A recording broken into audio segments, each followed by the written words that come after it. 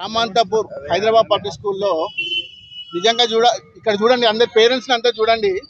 సంవత్సరం నుంచి వీళ్ళు చాలా ఇబ్బంది పడుతున్నారు. ఈ ఏదైతే ప్రిన్సిపాల్ నరసింహారెడ్డి గారు ఉన్నారో వీళ్ళ పేరెంట్స్ని చాలా ఇబ్బంది పెడుతున్నాడు.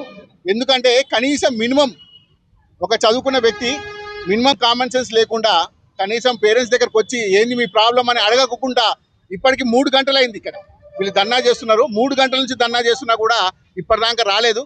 కనీసం ప్రాబ్లం కూడా అడగట్లేడు. వాళ్ళ రిక్వెస్ట్ ఏం లేదు. గడిచిన 4 సంవత్సరాల నుంచి 140% హైక్ చేసిరు ఫీజు.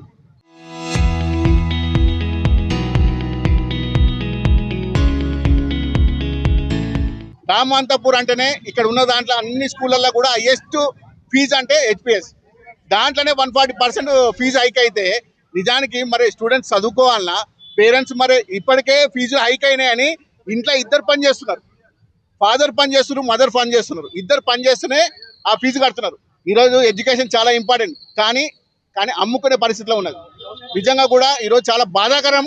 అది రామాంతపూర్ హెచ్పిఎస్ స్కూల్లో ఇంత దరిద్రంగా ఫీజులు హైక్ చేసి ఇబ్బంది పెడుతున్నారు పేరెంట్స్ని. దయచేసి ప్రిన్సిపాల్ గారిని ఒకటే రిక్వెస్ట్, నిజంగా చెప్పాలంటే ఇంత మంచి గ్రౌండ్ ఉన్నది, ఫ్యాకల్టీ ఉన్నది, మంచిగా ఉన్నారు, అన్ని మంచిగా ఉన్నాయని ఈరోజు హెచ్పిఎస్లో జాయిన్ చేపిస్తున్నారు. కానీ మీరు ఇట్లా పేరెంట్స్ని పిండి ఫీజులు వసూలు చేస్తా అంటే మాత్రం బాగుండదు. ఈరోజు మేము చేస్తున్నది మీ ఓన్లీ శాంపిలే. మీరు రెస్పాండ్ కాకపోతే రాబోయే రోజుల్లో అది ఇంకా తీవ్రంగా ఉంటుంది. ఖచ్చితంగా పేరెంట్స్కి మాత్రం మా సపోర్ట్ 100% ఉంటుంది. Thank you.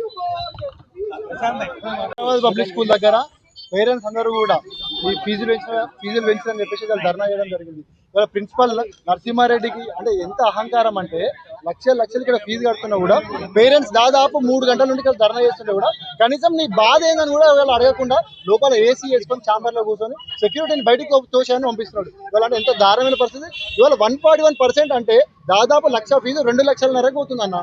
ఇలా పిల్లలందరూ కూడా చదువుకోవాలి. ఇక్కడ పోనీ ప్రాపర్ ఎడ్యుకేషన్ ఉందా? క్వాలిటీ ఎడ్యుకేషన్ ఇస్తలేడు అసలు నరసింహారెడ్డి గారు. ఇమీడియట్ గా ఫుడ్ ప్రాపర్ లేదు, మెడికల్ సర్వీసెస్ ఉన్నాయంటే అది కూడా ప్రాపర్గా లేదు. పోనీ పేరెంట్స్ కమిటీ ఉందా అంటే పేరెంట్స్ కమిటీ కూడా లేదు. దాదాపు 1 ఇయర్ నుండి వీళ్ళకి కోర్ కమిటీతో చర్చ జరుగుతుంది.